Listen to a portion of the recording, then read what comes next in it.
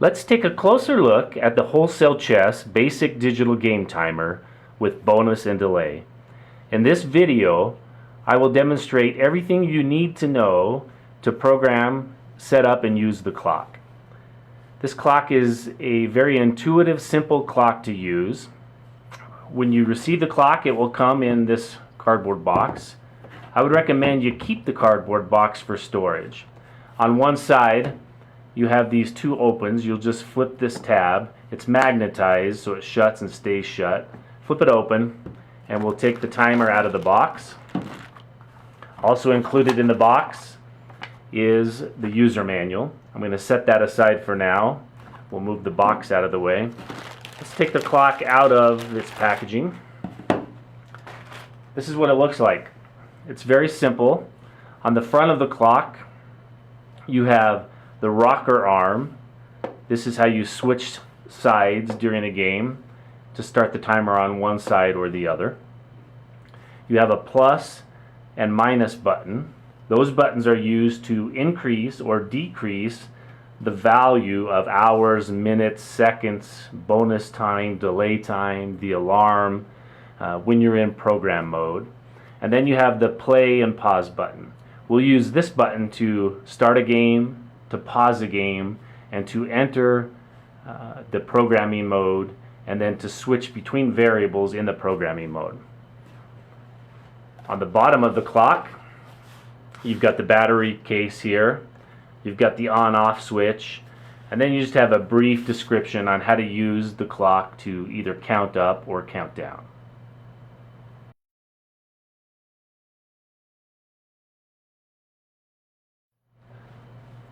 Let's install the battery. Turn the clock over. You've got the battery cover here. Just slide your finger in, pop that case off. We're going to install one AA battery, which is not included with the clock. We recommend an alkaline battery. Slide it in. You'll hear a beep from the timer. We've got the battery installed correctly. And then let's put the case back on. Now we're going to turn the timer to on, and we're going to turn the clock over. You'll notice on each side of the clock you have 5 zeros. The first 0 represents the number of hours on this side of the clock. The next 2 are minutes, and the last 2 are seconds. And it's the same display for both sides of the clock.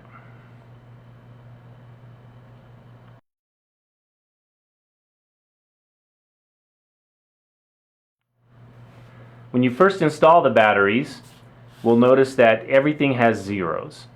If you're using the clock to count up time, you're ready to go. This is the default that you'll see when you install the battery. So if we're going to count up, all we need to do is determine which side will count up first, and that's whichever side of the timer has the rocker arm up. In this case, it's the right side here. We're ready to go. We push play, and you'll notice that our timer on the right side has started to count up. When we're ready to switch sides, we depress the rocker arm on this side, and the other side starts to count up.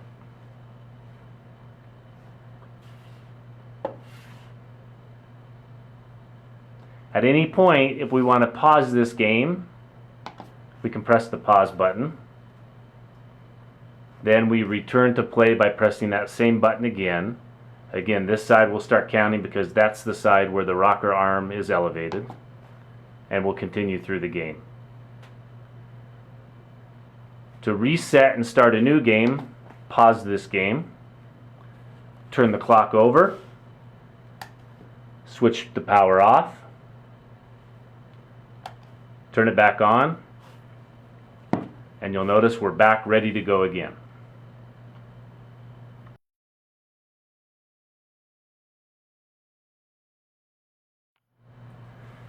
To use this timer in countdown mode instead of count up, we need to go into programming mode and set times. To do that, after resetting the clock, we come here and press and hold this button for 2 seconds. You'll notice now that our first 0, the hours value on the left-hand side of the timer, is flashing. Let's set this clock for a 10-minute game. So we don't need to have any hours. We'll leave that at 0. To switch between these variables, we are going to use this center button. We press it once, and now we're on the minute side here. Now we want to increase that by 1, so we'll use the plus key. If you go too many, you can come back down with the minus key. So now we have this clock set for 10 seconds. We'll leave that at 0. Or sorry, 10 minutes. We'll leave that at 0. We don't want any seconds. Now you'll notice when we switch over, it automatically copies the same time from the left side to the right side. So that's convenient when you want both sides to have the same amount of time, which is often the case. However, the clock can be set to different times, one for each side. In this case, we'll leave them both at 10 seconds. So we just need to scroll through these variables. After we press enter on the last 0 on the right side, now we're in bonus time. If we add bonus time to the timer, at the beginning of each turn, each person that has bonus time enabled will receive that amount of time added to their side of the timer. I would recommend that you read in the manual the section on the difference between bonus time and delay time. In this case, we're going to add 5 seconds of bonus time.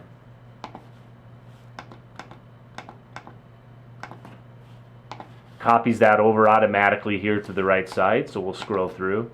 Now we've entered delay. You can only have either bonus or delay enabled, but not both. So if I enable delay here, the bonus time will be overwritten. So we're going to leave these at 0, so just the bonus time stays in effect. And now we've come to the alarm. You'll see the little alarm icon. If we want to have a beep when one side has run out of time on their timer, we can turn that on here by just setting that value to 1. It's either enabled for both sides or it's disabled for both sides. So in this case, we're going to leave the alarm on. Now we're back to the first screen of the programming mode. We have everything set the way we want, a 10-minute game with a 5-second bonus time. So we're going to press and hold this button again for 2 seconds. Now we're ready to go. On top of each screen, you'll see bonuses enabled and the alarm is turned on. We just set which side we want to start. We're going to have the left side start first. We press play. You'll notice the 5 seconds was added to their timer, and they're counting down. 5 seconds added. Now with bonus time, since 5 seconds or whatever amount you've set is actually added to the timer, your game time increases. So though while we started with 10 minutes of game time, players can actually have more than that on their timer because of the bonus time that was enabled, as long as they make their move or their turn in the allotted bonus time. To pause the game, we press pause. If for some reason we wanted to go in and edit this game, we could do that. Press and hold here. If there was a mistake, we needed to change time, we could do that here. And then once we've gone through and changed whatever variables there are, we just come back out again by holding the button down, and we could start the game again. Alright, to reset, we're going to press pause. We're going to flip the timer over again, turn it off. Now one nice thing about this timer is if you leave the battery in, it will remember the last time setting you set. So we're going to turn it back on, and we're back to a 10-minute game with 5 seconds of bonus ready to go. Let's say we want to change to a delay option instead of bonus. We're going to press and hold. Okay, we're back in initial programming mode. We're going to leave it at 10 minutes, so we'll scroll through these fairly quickly. We want to turn off the bonus time.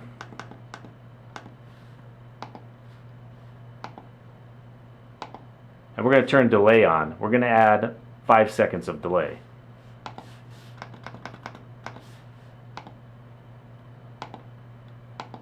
Let's leave the alarm on. We're back ready to go. Press and hold for 2 seconds. Okay, now we have the alarm on and a 10-minute game with 5 seconds of delay. Now when we start this time, we'll start on the right side. You'll notice on the right side it's going to show your delay time first before it shows anything else, and once that delay time has gone away, then it's going to show your game time. So it's counting down 5, 4, 3, 2, 1. Now we're actually using some of our game time here. We could switch sides. You'll see your delay time there on the left side as well. One thing you'll notice with delay time, no time is ever added to your game time. So your game time will never increase. If you use or if you make your turn or your move prior to your delay time being used, that time is just gone, and you get the new delay time starting on your next turn. We're going to pause that. Go back into timing mode here. If you needed to come in to change a variable, turn the alarm off or on, etc., you can do that.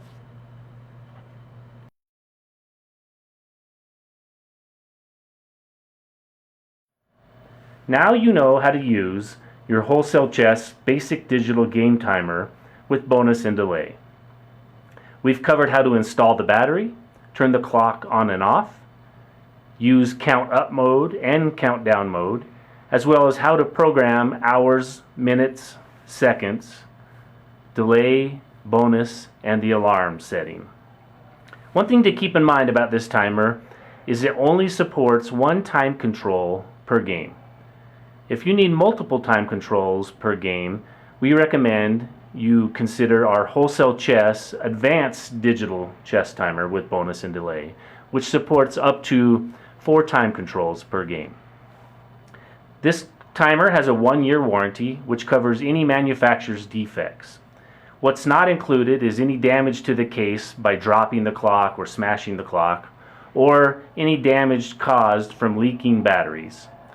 For this reason, we suggest, if you're not going to be using the timer for several weeks, you remove the battery. That will prevent corrosion and damage to the timer.